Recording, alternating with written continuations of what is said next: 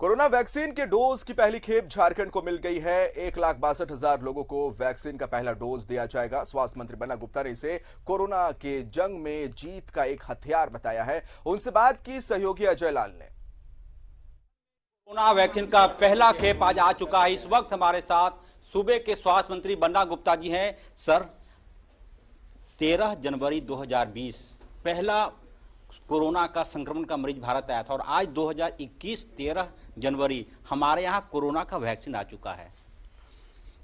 नहीं, निश्चित तौर पे आज हमको पहली फेज में 1,66,200 डोज प्राप्त हुए हैं और 1,66,200 डोज प्राप्त हुए हैं और उसमें हमारे 1,31,000 स्वास्थ्यकर्मी हैं और उस डोज का कुछ एक छोटा हिस्सा हमारे आर्मी मैन के लिए भी रामगढ़ और रांची के हॉस्पिटलों को जाएगा और हम लोग पूरी तरीके से हम चाक चौबंद हैं। माननीय मुख्यमंत्री जी के नेतृत्व में हम इस लड़ाई को बहुत सफलतापूर्वक लड़ेंगे।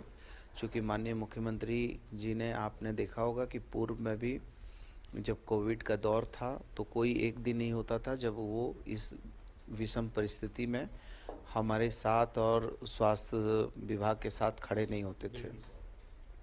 तो उन्होंने अभी हाई प्रोफाइल बैठक की थी जिसमें चीफ सेक्रेटरी साहब, होम सेक्रेटरी साहब, हमारे प्रधान सचिव, स्वास्थ्य विभाग के और संबंधित बड़े अधिकारियों के साथ हम लोगों ने बहुत इस पे चिंतन मनन किया है।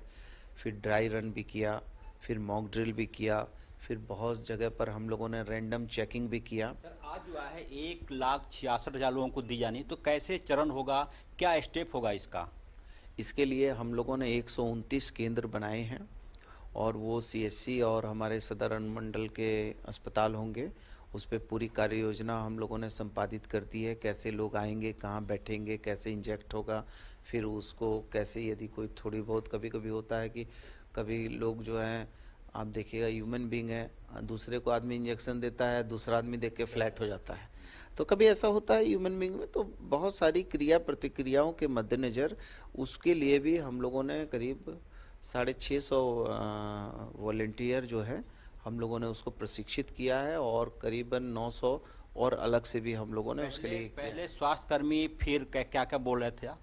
नहीं, आईसीएमआर का जो गाइडलाइन है, आईसीएमआर के गाइडलाइन में 4 सेगमेंट में आईसीएमआर ने बांटा है। पहला वो है जो स्वास्थ्य विभाग के लोग हैं, दूसरा वो लोग हैं जिन्होंने कोरोना के इस विषम परिस्थिति में फ्रंट वर्कर बन के काम किया है, योद्धा की भूमिका में आए हैं, तीसरे वो लोग हैं जो 50 साल की उम्र के वयोवृद्ध लोग हैं, उनको चिन्हित करना है, और चौथा वो लोग हैं जो लोगों को मल्टी डिजीज़ जैसे कार्डिया है, किडनी है, ब्लड प्रेशर है, शुगर है, तो वैसे लोगों को चिन्हित करना है। और अभी वो चिन्हित करने का काम चल रहा है। लगभग मुझे लगता है कि हम डे बाय डे एक्सरसाइज कर रहे हैं और 70 लाख के आसपास लोग जो है ऐसे चिन्हित हुए हैं कि जिनको हम वैक्सीनेशन का आगे लाभ देना है। सर, ये जो डोज आई है आज, ये आपका डिमांड था या केंद्र सरकार के फैसले के तहत ये संख्या आई है?